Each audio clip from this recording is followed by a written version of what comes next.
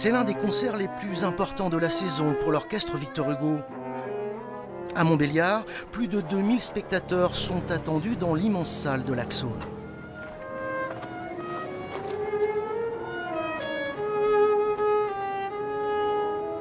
Je me change une demi-heure avant. Après, je vais faire quelques petites pauses de son voilà, avec ma trompette pour trouver le son et puis être prêt pour le concert. Ouais.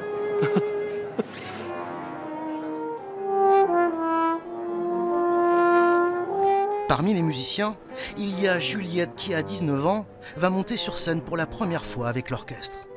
J'ai surtout très envie de jouer en fait.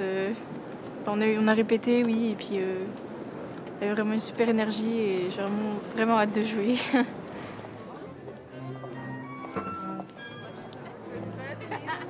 Moins haut le menton, moins haut. 1, 2, 3.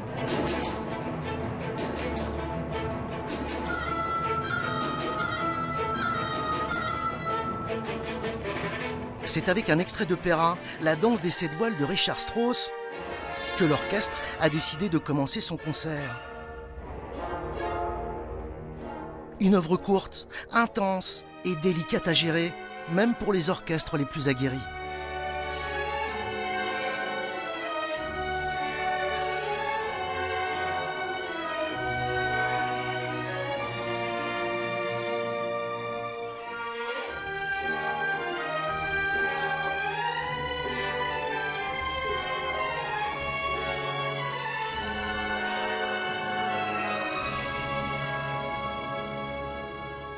Dans les loges, Geneviève Laurenceau, elle, se prépare à rejoindre l'orchestre.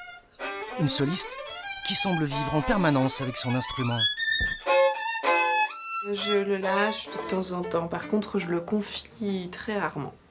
C'est toujours moi qui le porte, c'est toujours moi qui le joue. C'est comme un bébé, un instrument. On a un lien très très fort avec ses instruments ou son instrument.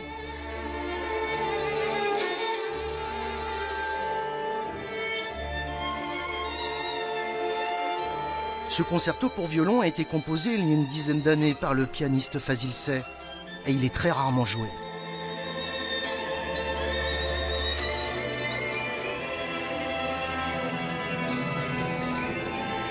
C'est grâce à ces programmes musicaux très accessibles, mais aussi à ces enregistrements régulièrement récompensés, que la formation franc-comtoise a su se faire une place dans un circuit pourtant dominé par des orchestres beaucoup plus riches.